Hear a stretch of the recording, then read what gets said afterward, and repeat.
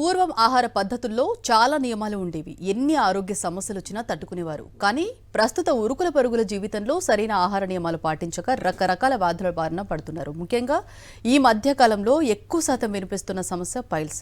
చెప్పుకోవడానికి సిగ్గుపడో మరికొందరు భయంతోనూ వ్యాధిని నిర్లక్ష్యం చేసి సమస్యను మరింత పెద్దదిగా చేసుకుంటూ ఉంటారు. అయితే సరైన సమయంలో మంచి వైద్యం తీసుకుంటే శాశ్వత పరిష్కారం గ్యారంటీ అంటున్నారు హోమికేర్ ఇంటర్నేషనల్ వైద్యులు డాక్టర్ వినోద గారు. అలాగే పైల్స్, ఫిషర్, ఫిస్టులా లక్షణాలు ఎలా ఉంటాయి, ఎలా నయం చేసుకోవచ్చు, అలాగే హోమియోపతిలో ఎలాంటి చికిత్స ఉంది, ఇలాంటి మరిన్ని వివరాలు వారిని అడిగి తెలుసుకుందాం. అలాగే మీరు కాల్ చేసిన నంబర్లు 0402331068 అండ్ 716. Hello doctor. హలో అండి. ముందుగా చెప్పండి, అసలు పైల్స్ అంటే ఏంటి, అలాగే రావడానికి రీజన్స్ ఏంటి? సో మెయిన్గా పైల్స్ గురించి మాట్లాడుకునే దానికి ఇప్పుడు ఫర్ ఎగ్జాంపుల్ మనకి వేళ్ళ దగ్గర అంటే చేతి దగ్గర మన గ్రీన్ కలర్గా ఏదైతే వెయిన్స్ కనిపిస్తాయో అంటే రక్త కణాలు ఏవైతే ఉంటాయో అలానే మనకి ప్రతి ఒక్క ఆర్గన్కి రక్త కణాలు అనేవి సప్లై చేస్తూ ఉంటాయి. అలాగే మనకి మోషన్ పాస్ చేసే ఏరియా దగ్గర కూడా ఇలాంటి రక్త కణాలు అనేవి ఉంటాయన్నమాట.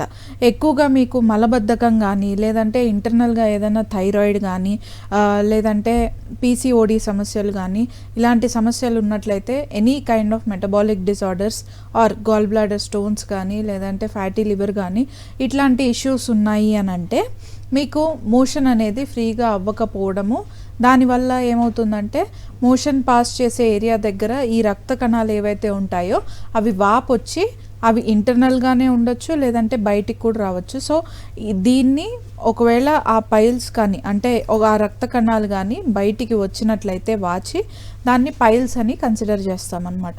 సో ఇందులో రెండు రకాలు ఉంటాయి, internal piles and external piles. Internal అంటే మెయిన్గా మనకి ఏంటంటే ఆ పైల్స్, ఆ వాపు ఏదైతే ఉందో ఆ వాపు అనేది లోపల మాత్రమే ఉంటుంది అండ్ దాంతోపాటు మోషన్ పాస్ చేసేటప్పుడు pain and some times bleeding అనేది కూడా ఉంటుంది. అలాగే మనకి ఈ ప్రాబ్లమ్ ఒకవేళ కానీ బయట ఉన్నట్లయితే దాన్ని ఎక్స్టర్నల్ పైల్స్ అంటాం అనమాట. అంటే ఇందులో ఎక్స్టర్నల్ పైల్స్లో మనకి 4 గ్రేడ్లు ఉంటాయి అన్నమాట. సో గ్రేడ్ 1లో ఏంటంటే మనకి ఆ పైల్స్ అనేవి ఓన్లీ మోషన్ పాస్ చేసేటప్పుడు మాత్రమే బయటకు వస్తాయి అండ్ దాని తర్వాత దానంతట అవే అవి లోపలికి వెళ్తాయి. దాంతోపాటు పెయిన్ ఉండొచ్చు అండ్ సమ్ టైమ్స్ బ్లీడింగ్ ఉండొచ్చు. సెకండ్ గ్రేడ్లో ఏమవుతుందంటే మోషన్ పాస్ చేసేటప్పుడు మనకి ఆ పైల్ అనేది బయటికి రావటము అండ్ చేత్తో లోపలికంటే మాత్రమే అది లోపలికి వెళ్తుంది. సో దీంతో పాటు మనకి పెయిన్ అనేది అండ్ బ్లీడింగ్ అనేది ఉంటుంది. థర్డ్ గ్రేడ్లో ఏంటంటే పైల్ బయటికి వచ్చేస్తుంది అండ్ దాంతోపాటు పెయిన్ బ్లీడింగ్ అనేది ఉంటుంది. అండ్ ఫోర్త్ గ్రేడ్లో ఏంటంటే total prolapse of the piles అనమాట. అంటే మొత్తం లోపల ఏదైతే వాపు ఉందో అదంతా బయటికి రావటము, ఒక్కొక్కసారి బంచ్ ఆఫ్ గ్రేప్స్ లాగా కూడా మనకి కింద పైల్స్ అనేవి ఉంటాయి. అండ్ దాంతోపాటు పెయిన్, కూర్చోడానికి ఇబ్బంది, నడవటానికి ఇబ్బంది, ఇలాంటి సమస్యలు అనేవి వాళ్ళకి కనిపిస్తాయి. సో ఇలా మనకి ఎక్స్టర్నల్ పైల్స్కి ఇంటర్నల్ పైల్స్కి తేడా అనేది ఉంటుంది. దీంతో పాటు మనకి ఫిషర్ పెయిన్ కూడా కొద్దిగా ఇంచుమించు అలానే ఉంటుందన్నమాట. కూర్చోడానికి ఇబ్బంది పడటము అండ్ ఆల్సో మోషన్ పాస్ చేసిన ప్రతిసారి మంట లాంటి సెన్సేషన్ అనేది వాళ్ళకి రావటము, ఇది మనం మెయిన్గా చూసే సిమ్టమ్స్. ఓకే అండి. పైల్స్కి సంబంధించి అంటే ఇప్పుడు చిన్నపిల్లలు కూడా చాలా వరకు ఉంటుంది, బట్ వాళ్ళు చెప్పుకోలేరు. అంటే తల్లిదండ్రులు కూడా అంటే ఎలా గుర్తుపట్టాలి, అంటే ఎగ్జామినేషన్ ఎలా చేసుకోవాలంటే వాళ్ళ గురించి? ఎస్. సో ఫస్ట్ థింగ్ ఏంటంటే మెయిన్గా మనకి మోషన్ పాస్ చేసిన వెంటనే మంట వస్తుంది అని అంటే that is not normal. So అలా నార్మల్ లేని కండిషన్స్ ఉన్నప్పుడు వన్స్ క్లినిక్కి వచ్చి చూపించుకోవడం అనేది నయం. అలా కాకుండా మంట ఒక్కటే రోజు ఉంది, సరే నిన్న రాత్రి or that day you had spicy food కానీ మసాలా ఫుడ్ తిన్నాను దానివల్ల వచ్చి ఉంటుందేమో అని ఇగ్నోర్ చేసుకుంటూ వెళ్తే యూజువల్గా మీరు ఏ కైండ్ ఆఫ్ ఫుడ్ తీసుకున్నా కూడా మీకు మోషన్ పాస్ చేసినప్పుడు మంట అనేది రాకూడదు ఒకవేళ నార్మల్గా ఉన్నట్లయితే. సో మంట వస్తుంది అని అంటే there is some condition behind. So దాన్ని మనము కరెక్ట్ చేసుకోవాలి అని అంటే once if you come to the clinic and show your disease అసలు సిమ్టమ్స్ ఏంటి అనేది మనకి క్లియర్గా చెప్తే దాన్ని బట్టి ఫిజికల్ ఎగ్జామినేషన్ అనేది చేసి దానికి తగ్గట్టు ట్రీట్మెంట్ అనేది వాడుకోవడానికి అవకాశం ఉంటుంది. అలా కాకుండా ఇంట్లోనే మీరు ఎలా చెక్ చేసుకోవచ్చు అనేది మాట్లాడుకున్నట్లయితే, సో వన్స్ మీరు మీకు దగ్గరలో హాస్పిటల్స్ కానీ క్లినిక్ కానీ అవైలబుల్ లేరు, పెయిన్ ఎక్కువగా ఉంది అని అంటే, సో ఇప్పుడు నార్మల్గా మనము మోషన్ పాస్ చేసే ఏరియా ఓపెనింగ్ ఏదైతే ఉంటుందో ఆ ఓపెనింగ్ దగ్గర మనకి ఒక చిన్న స్కిన్ ట్యాగ్ లాగా బయటకు వస్తుంది. అంటే ఒక చిన్న పింపుల్ మాదిరిగా మనకి ఉంటుందన్నమాట. సో దాని మూలకంగా వాళ్ళకి పెయిన్ కానీ సమ్ టైమ్స్ బ్లీడింగ్ కానీ ఉంటుంది. దీన్ని పైల్స్ కిందకి కన్సిడర్ చేస్తాము. అండ్ ఇంట్లో ఉండి దాన్ని ఎగ్జామినేషన్ చేసుకున్నట్లయితే పైల్స్ అనేవి ఈ విధంగా ఉంటాయి. ఓకే, అంటే హోమ్ రెమెడీతో అంటే స్టార్టింగ్ స్టేజెస్లో హోమ్ రెమెడీతో అంటే బాడీలో వాటర్ కంటెంట్ అలాగే ఫైబర్ ఎక్కువ తీసుకుంటూ ఇలా అంటే కంట్రోల్ చేసుకోవచ్చా అంటే స్టార్టింగ్ స్టేజెస్లో సిమ్టమ్స్ని బట్టి? ఎస్. సో ఇప్పుడు పైల్స్ అనేవి ఫస్ట్ గ్రేడ్లో కానీ సెకండ్ గ్రేడ్లో కానీ ఉన్నట్లయితే బ్లీడింగ్ లేకపోతే మనము ఇటువంటివి ఇంట్లో ఉండి ఫుడ్ తీసుకొని ఫైబర్ తోటి మనము దాన్ని సెట్ చేసుకోవచ్చు. కానీ ఏ గ్రేడ్లో ఉన్నా కూడా ఒకవేళ అండర్లయింగ్ కండిషన్స్ అనేవి లైక్ ఫర్ ఎగ్జాంపుల్ ఇప్పుడు మీకు థైరాయిడ్ కానీ పీసీఓడి కానీ ఇట్లాంటి సమస్యలు ఉన్నాయి అని అంటే, సో ఫస్ట్ దాన్ని కరెక్ట్ చేసుకుంటేనే మనకి మిగతా కండిషన్ అంతా క్లియర్ అవుతుంది. సో ఇంటర్నల్గా మెటబాలిక్ డిజార్డర్స్ ఉన్నాయి అని అంటే అది డైజెషన్, మీరు ఎంత ఫైబర్ తిన్నా కూడా డైజెషన్ అనేది సరిగ్గా లేకపోతే కనుక మీకు ఆ ఇబ్బంది అలానే ఉంటుంది. సో వన్స్ మీరు థైరాయిడ్ పేషెంట్ అని కన్సిడర్ అయింది అని అంటే, సో దానికి తగ్గట్టు ట్రీట్మెంట్ వాడాల్సిందే. అండ్ వాడితేనే ఆ కండిషన్ అనేది కంప్లీట్ క్యూర్ అనేది ఉంటుంది, అది ఏ స్టేజ్లో ఉన్నా కూడా. అలా కాకుండా మీకు జస్ట్ నార్మల్గానే అలా పైల్స్ వచ్చింది వితౌట్ ఎనీ అండర్లయింగ్ కండిషన్ అని అంటే, so you can change your diet and life style, take water more than 3 liters every day. దానివల్ల మీకు ఇటువంటి సమస్యలు అనేవి చాలా తక్కువగా ఉంటాయి. అండ్ ఒకవేళ వచ్చినా కూడా వీటితోటి మీరు రిజాల్వ్ చేసుకోవచ్చు. ఓకే, అంటే స్టార్టింగ్ స్టేజెస్లో అలాగే ఎండింగ్ అంటే స్టేజెస్ ఇందులో అంటే మీరు ఇంటర్నల్ ఎక్స్టర్నల్ అన్నారు కదా, వీటి కూడా అంటే స్టార్టింగ్ ఎండింగ్లో సిమ్టమ్స్ సేమ్ ఒకేలాగా ఉంటాయి అందరిలో ఒకేలాగా ఉండవు. సో మెయిన్గా ఏంటంటే కొంతమందిలో పైల్స్ బయటికి వచ్చినా కూడా వాళ్ళకి పెయిన్ ఉండదు, బ్లీడింగ్ ఉండదు, ఎటువంటి సిమ్టమ్ ఉండదు. దాన్ని బ్లైండ్ పైల్స్ అని అంటాము. అలా కాకుండా ప్రతి ఒక్కళ్ళలో డిఫరెంట్ సిమ్టమ్స్ అనేవి ఉంటాయి.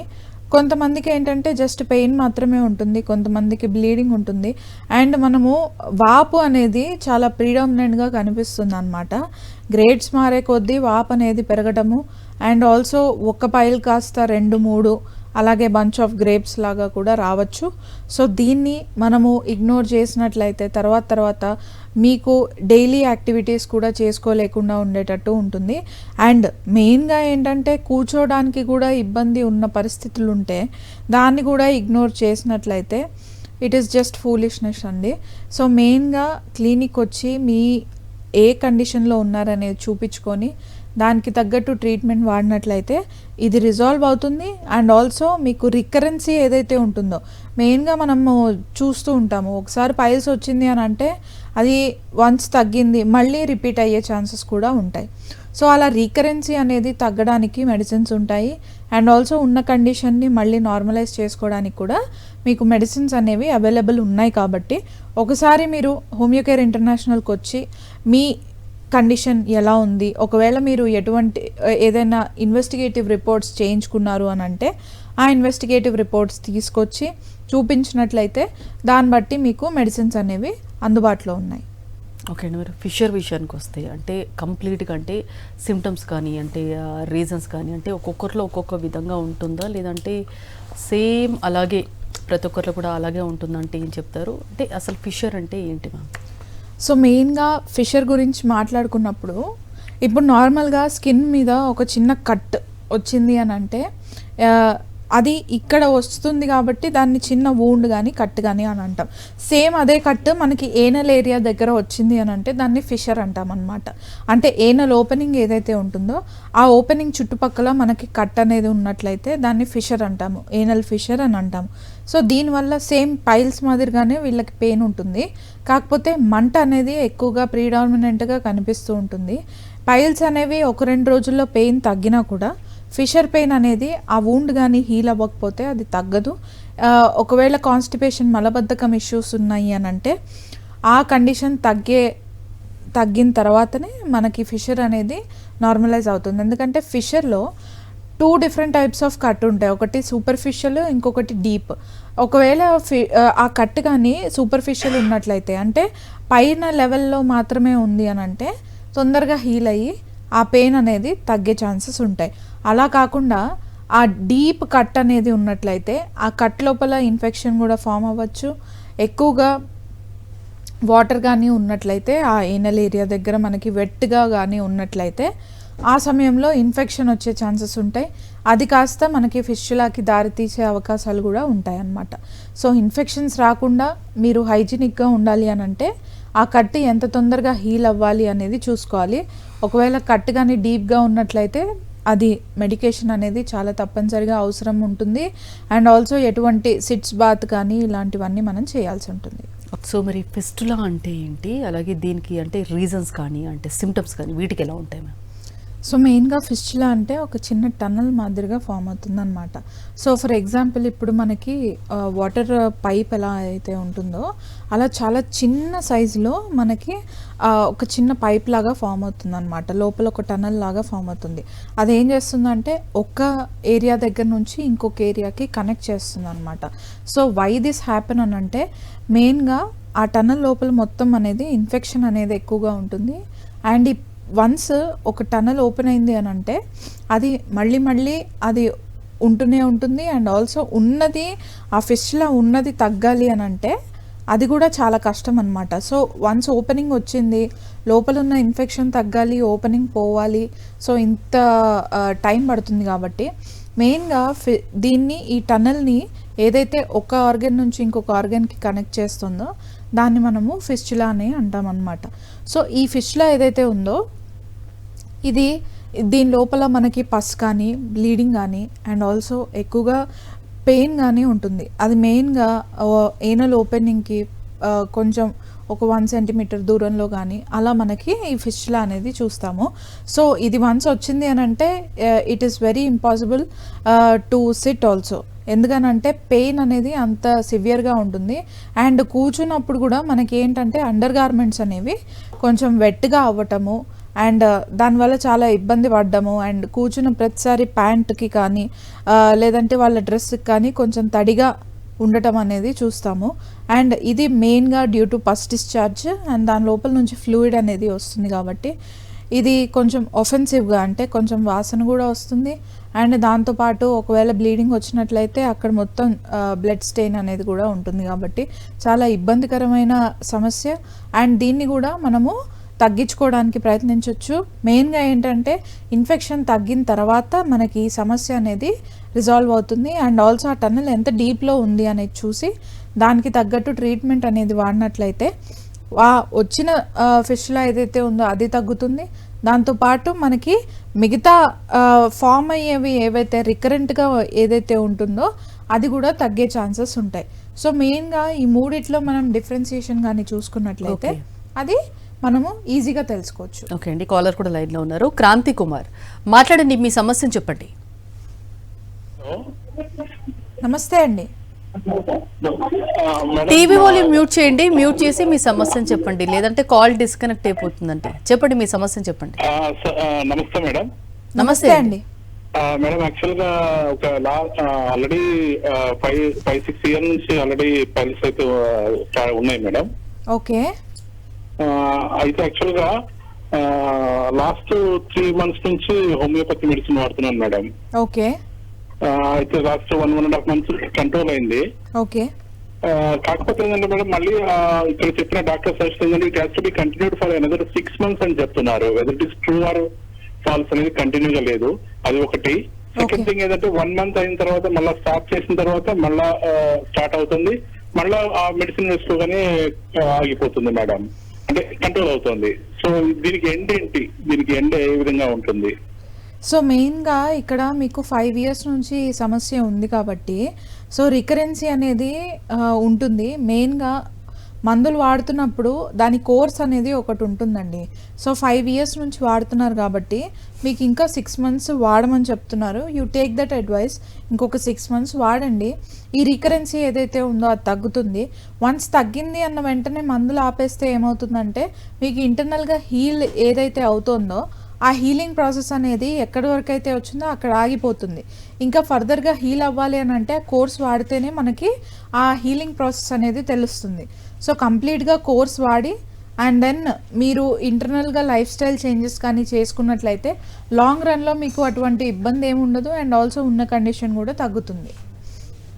రైట్ అండి, కంటిన్యూ చేయండి. అంటే ఆ సిమ్టమ్స్ గురించి దాని గురించి చెప్తున్నారు కదా, కంటిన్యూ చేయండి. ఎస్. సో మెయిన్గా పైల్స్, ఫిషర్స్, ఫిస్టులా ఈ మూడిటికి మనము ఫిజికల్ ఎగ్జామినేషన్ చేసినప్పుడు డిఫరెన్సియేషన్ ఎలా కనిపిస్తుంది అనేది చూసుకున్నట్లయితే మెయిన్గా పైల్స్లో ఒక స్కిన్ ట్యాగ్ లాగా బయటికి వస్తుంది అనమాట. ఒక చిన్న బుడి పింపుల్ మాదిరిగా మనకి ఆ పైల్ అనేది కనిపిస్తూ ఉంటుంది ఏనల్ ఓపెనింగ్లో. సో అలానే మనకి ఫిషర్ అంటే ఒక చిన్న కట్ అనమాట. ఆ కట్ అనేది మనకి ఏనల్ ఏరియా దగ్గర మనకి చూస్తాము. మెయిన్గా ఫిజికల్ ఎగ్జామినేషన్ చేసేటప్పుడు కూడా పెయిన్ అనేది ఉంటుంది. దాంతోపాటు మనకి ఫిస్టులా అనేది ఒక చిన్న ఓపెనింగ్ అనమాట. మనకి ఏదైతే స్కిన్ మీద ఎట్లయితే చిన్న హోల్ పడితే ఎలా అయితే ఉంటుందో అలా మనకి ఏనల్ ఏరియా దగ్గర కనిపిస్తూ ఉంటుంది అనమాట. సో ఇలా మనము వాటిల్ని డిఫరెన్షియేట్ చేసుకోవచ్చు. అండ్ దీంతో పాటు ఈ 3 కండిషన్లో మెయిన్గా కాంప్లికేటెడ్ స్టేజెస్ ఏదైతే ఉంటుంది అనేది మనం చూసుకున్నట్లయితే మెయిన్గా ఫిస్టులా అనేది చాలా కాంప్లికేటెడ్ అనమాట. ఎందుకంటే ఫిస్టులా వన్స్ వచ్చింది అని అంటే చాలా స్టబ్బర్న్ ఉంటుంది, అది పోదు. సో దానివల్ల మనకేమవుతుందంటే ఇందాక మాట్లాడుకున్నట్లు వెట్గా అంటే కూర్చున్నప్పుడు డ్రెస్ అంతా కొంచెం తడిగా అయిపోవడము, ఎందుకంటే పస్ డిశ్చార్జ్ అనేది దానిలోంచి వస్తుంది, దాంతోపాటు బ్లీడింగ్ అవుతుంది కాబట్టి ఆ డిశ్చార్జెస్ అనేవి తగ్గాలి. So it is a very embarrassing disease అనమాట. సో దానివల్ల కూర్చోడానికి కూడా ఇబ్బందే. సో కూర్చున్నప్పుడల్లా మనకి ఆ తడి అనేది ఉంటుంది కాబట్టి ఇబ్బందికరంగా ఉంటుంది. దాంతోపాటు మెయిన్గా పెయిన్ అనేది అన్బేరబుల్గా ఉంటుంది కాబట్టి ఈ సమస్య చాలా కాంప్లికేటెడ్. అండ్ ఆల్సో వన్స్ అది ఫామ్ అయింది అంటే డీప్ డౌన్ ఇంకా ఎక్కువగా ఉండే ఛాన్సెస్ కూడా ఉంటాయి. సో ఇలా మనము మూడింటిని డిఫరెన్షియేట్ చేసుకోవచ్చు. అండ్ మూడిట్లో ఫిస్టులా అనేది కాంప్లికేటెడ్ స్టేజ్ అనమాట. ఓకే, అంటే ఫిస్టులా అనేది అంటే స్టార్టింగ్లో ఉంటే ట్రీట్మెంట్ ఎలా ఉంటుంది, అంటే ఎలా డయాగ్నోసిస్ చేస్తారు మీరు హోమియోపతిలో? సో మెయిన్గా డయాగ్నోస్ అనేది ఈ ఫిజికల్ ఎగ్జామినేషన్ ద్వారానే మనకి తెలిసిపోతుంది. అండ్ మనకి అది ఎంత డీప్లో ఉందనేది తెలియాలి అని అంటే ఫిస్టులోగ్రామ్ అనేది ఒకటి ఉంటుంది. సో దాన్ని ఆ టెస్ట్ అనేది చేయించుకున్నట్లయితే అది ఎంత డీప్లో ఉంది, ఎంత సైజులో ఉంది అనేది మనకు తెలుస్తుంది. దాన్ని బట్టి మనము మెడిసిన్ అనేది వాడచ్చు. అండ్ ఎన్ని రోజుల నుంచి కండిషన్ అనేది ఉంది అనేది చూసుకొని దానికి తగ్గట్టు ట్రీట్మెంట్ వాడినట్లయితే రికరెన్సీ తగ్గుతుంది, ఉన్న కండిషన్ తగ్గుతుంది, అండ్ మళ్ళీ వచ్చే ఛాన్సెస్ కూడా నిల్ అవుతాయి. సో ఇలా మనము దాన్ని రిలాప్స్ మళ్ళీ రాకుండా చేసుకోవచ్చు. ఓకే అండి, నెక్స్ట్ కాలర్ కూడా లైన్లో ఉన్నారు. అమలాపురం నుంచి పవన్, మాట్లాడండి, మీ సమస్యను చెప్పండి. నమస్తే మేడం. నమస్తే నమస్తే అండి. మేడం నాకు మోషన్ అవుతున్నప్పుడు ఫస్ట్ టైం అవుతున్నది, సెకండ్ టైం మోషన్ అవుతున్నప్పుడు పెయిన్ బాగా హెవీగా వస్తుంది మేడం. ఓకే. పెయిన్ కిల్లర్స్ ఏమైనా స్టెరాయిడ్స్ ఏమైనా పెయిన్ కిల్లర్స్ వాడుతుంటే పెయిన్ తగ్గుతుంది. ఓకే. కానీ అది ఏమైనా పెయిన్ మాత్రం హెవీగా వస్తుంది మేడం. అంటే సిక్ బాత్ కూడా వాడుతున్నాడు. అది పెయిన్ కిల్లర్స్ అయినా లేకపోతే యాంటీబయాటిక్ పౌడర్ ఏదో సిక్ బాత్ వాడుతున్నాను. సో మనకి యాంటీబయాటిక్స్ కానీ పెయిన్ కిల్లర్స్ కానీ వాడితే మీకు సమస్య అనేది జస్ట్ తాత్కాలికంగానే తగ్గుతుందన్నమాట. సో అది కంప్లీట్గా మీకు పూర్తిగా తగ్గాలి అని అంటే మీకు ఇంటర్నల్గా దేని మూలకంగా ఆ పైల్స్ అనేవి వస్తున్నాయి అనేది చూసుకోవాలి. ఇప్పుడు మీకు ఓన్లీ పెయిన్ రిలీఫ్ కావాలా, టోటల్గా పైల్స్ అనేవి తగ్గాలా అనేది మీరు ఆలోచించుకోవాల్సి ఉంటుంది. ఎందుకంటే ఓన్లీ పెయిన్ తగ్గాలి అని అంటే పెయిన్ కోసమే మందులు వాడితే ఆ పెయిన్ అనేది ఆ రోజు ఏ రోజైతే మీరు మెడిసిన్ వేసుకుంటారో ఆ రోజు మటుకు మీకు రిలీఫ్ అనేది ఉంటుంది. మళ్ళీ తర్వాత ఆ పైల్ అనేది ట్రిగర్ అయ్యి మళ్ళీ పెయిన్ అనేది మళ్ళీ వస్తుంది. సో ఇది తగ్గాలి అని అంటే అసలు కాజ్ ఏంటి అనేది చూసుకోండి. ఆ కాజ్ని మనం కరెక్ట్ చేస్తే కంప్లీట్గా క్యూర్ అనేది ఉంటుంది. మీకు మళ్ళీ రిలాప్స్ అవ్వకుండా ఉన్న కండిషన్ తగ్గేటట్టు ఉంటుంది. సో ఆ కండిషన్ అసలు దేని మూలకంగా వచ్చింది, ఎప్పటి నుంచి ఉంది అనేది చూసుకొని దాన్ని బట్టి ట్రీట్మెంట్ వాడదాము. మీరు దగ్గరలో ఉండే హోమియో కేర్ ఇంటర్నేషనల్ బ్రాంచ్ని కలవండి అండ్ అక్కడ డాక్టర్స్ మీకు క్లియర్గా ఫిజికల్ ఎగ్జామినేషన్ చేసి ఎక్స్ప్లెయిన్ చేస్తారు. దాన్ని బట్టి మీరు ట్రీట్మెంట్ వాడచ్చు. ఓకే అండి, అదే డయాగ్నోసిస్ గురించి చెప్తున్నారు కదా. ఎస్, సో మెయిన్గా డయాగ్నోసిస్ అనేది ఫిస్టులా అనేది ఫిస్టులోగ్రామ్ తోటి మనము ఎంత సైజు ఎంత డెప్త్ వరకు ఉంది అనేది కూడా తెలుసుకోవచ్చు. ఇలానే కాకుండా అసలు ఈ పైల్స్లో ఎటువంటి డైట్ ఫాలో అవ్వాలి అనేది చూసుకున్నట్లయితే, సో మెయిన్గా నవడేస్ ఈవెన్ 16 years ఆఫ్ ఏజ్ వాళ్ళకు కూడా, అంటే లెస్ దెన్ 16 years వాళ్ళకు కూడా మనము పైల్స్ అనేది చూస్తున్నాం. వై ఎందుకు అని చూసుకున్నట్లయితే మెయిన్గా హాస్టల్ కిడ్స్లో న్యూట్రిషన్ వాల్యూ అనేది తక్కువగా ఉండటము, దాంతోపాటు వాళ్ళకి ఈజీగా హోమ్ మేడ్ ఫుడ్ ఏదైతే వాళ్ళకి అవైలబుల్ ఉంటుందో అది జస్ట్ పికిల్స్ అయి ఉంటాయి అన్నమాట. ఇంటి నుంచి తెచ్చుకున్న పచ్చళ్ళు కానీ అదే వాళ్ళు ఎక్కువగా తీసుకుంటూ ఉంటారు. దాంతోపాటు అండ్ నార్మల్గా మనకి కాలేజ్ స్టూడెంట్స్ ఏంటంటే బయటికి రాగానే ఈజీలీ అవైలబుల్ ఫుడ్ అనేది వాళ్ళకి కావాలి. అలాంటివి ఏంటి, మనకి నూడిల్స్ కానీ బర్గర్స్ కానీ పిజ్జాస్ కానీ ఇవన్నీ ఏంటంటే ఈజీగా అవైలబుల్గా ఉంటాయి. దానివల్ల వాళ్ళు అది కన్జ్యూమ్ చేయడము, దాని మూలకంగా ఇటువంటి సమస్యలకి పాల్పడడం అనేది చూస్తాం. సో అలా కాకుండా ఎక్కువగా ఫ్రూట్ బౌల్స్ కానీ సాలెడ్స్ కానీ మీరు మీ టిఫిన్స్లో పెట్టుకొని వచ్చి దాన్ని కానీ ఎవ్రీడే కన్జ్యూమ్ చేసినట్లయితే ఈ సమస్య రాకుండా, అండ్ ఆల్సో మెయిన్గా కారాలు కానీ స్పైసీ ఫుడ్ కానీ మసాలాలు ఉన్న ఫుడ్ కానీ ఎక్కువగా తీసుకుంటే ఈ సమస్య అనేది ఇంకా ఎక్కువ అవుతుంది. అండ్ దాంతోపాటు వాటర్ ఇంటేక్ అనేది చాలా important. 3 to 4 liters of water అనేది కంపల్సరీగా తాగాల్సి ఉంటుంది. దానివల్ల మీకు ఈ సమస్య తగ్గుతుంది. పైల్స్ గురించి, అందులో ఉన్న రకాల గురించి చాలా డీటెయిల్గా ఎక్స్ప్లెయిన్ చేశారండి. Thank you.